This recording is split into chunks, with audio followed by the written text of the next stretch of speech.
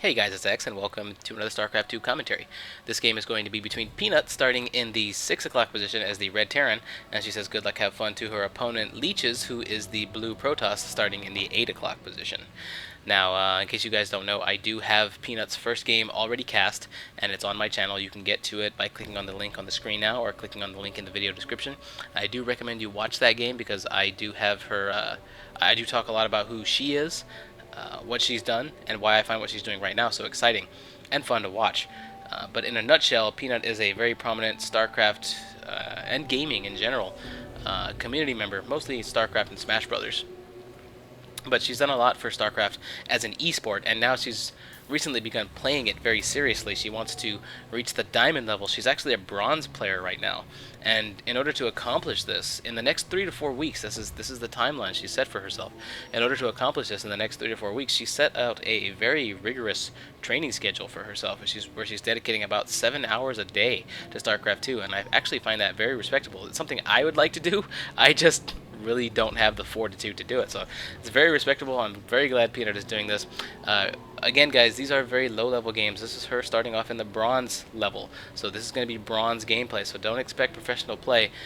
We do hope someday to see her playing very well in the Diamond League, so that's what these replays are about following her along and seeing how far she can get, and basically really wishing her luck and seeing if she can actually get there. Alright, so let's go ahead and get the game started. We see that Peanut's SCV is actually scouting in the wrong direction off the bat, but Leeches actually sends his probe in. His probe is going to probably get into the base because his supply depot is not going to go down in time. Supply depot does go down in time, but the probe still gets through. So I guess that must not have been a true wall. So there must have been a little bit of construction problems there.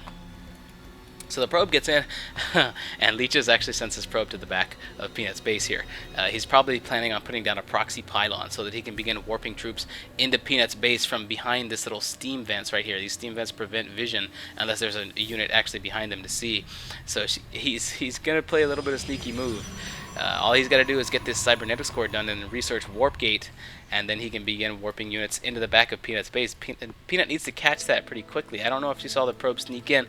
She has not sent any SCVs over to stop that probe, which is something I'd probably be doing right now to make sure the probe doesn't get that proxy pylon down. Instead, she's got her SCV finally reaching Leech's base. The Zealot's following the SCV, so the SCV's not going to live too long, but she is manually controlling it. She's trying to make sure she gets the... Ooh, it's taking some hits anyway. She's trying to make sure she gets a lot of scouting information. She's seeing the cybernetics core finishing. She's seeing the 2 gateways, and, well, she has managed to get Leeches to pull a probe off the line, so that's a minor victory.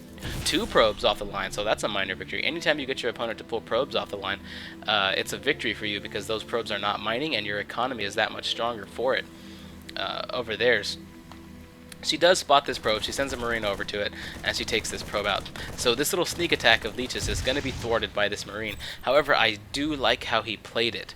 I've seen in these bronze and silver games, a lot of Protoss players will actually get their probe behind these steam vents or somewhere in the enemy base, and then they'll build a pylon immediately. By not building that pylon immediately, he just saved 100 minerals, because if he would have built the pylon as soon as the probe got in there, then the Marine would have taken out a probe and a pylon, and Leeches would have been out 100 minerals for it. So even though it was a failed investment, it was a small investment and something Leeches can get around. And now since he has these 2 gateways, he's picked up his 2nd gas and a cybernetics core, he's probably just going to transition into a standard Zealot Stalker army that the Protoss are so known for in their early game. And Peanut scans his base, so she sees everything he's doing. She sees that 2nd gas get picked up, so that's a good amount of scouting information she just picked up right there. She's picking up a factory of her own, some stalkers, and a warp gate being finished up for Leeches up. Where's that warp gate? Well, no. Oh, that was Warp Gate Tech. Warp Gate Tech just finished, so these are going to become Warp Gates as soon as they're done training these units. And he's actually dropping a robotics facility, so this robotics facility is probably going to be used to build Colossi. And Colossi are great against Terran infantry, but she doesn't have very much Terran infantry. Instead, she's building a tech lab on her factory to build some siege tanks, most likely. So if he does decide to build Colossi, then he's probably going to run into some trouble with those siege tanks. We'll have to see how that goes. In the meantime, she is getting a reactor core on her barracks so she can begin pumping out more Marines, so maybe a Colossus would be a fairly good idea. She's got an engineering bay up. This is a good move. I like seeing Terran players build engineering bays when you're transitioning into the mid-game, because Protoss can be sneaky, and knowing that your opponent is trying to get units back here, you can probably expect something tricky like a Dark Templar. Let's see what he's got building in his base over here. He doesn't seem to be building tech for Dark Templar though, so Peanut's just being a little cautious and not probably won't have to face Dark Templar anyway. Leeches has a force moving towards the ramp here, but he's got to keep them together. He can't let them be separated. Okay, so he is waiting outside the ramp for those Zealots to actually get here, but that gives the Marines some time to begin picking off the Zealots as they run down the road over towards the ramp. The force now moving in. They're going to try and break down this door. The Stalkers begin firing on that supply depot, but they pull back a little too early. The Marauder's still getting some pot shots off on that Zealot as it tries to get away.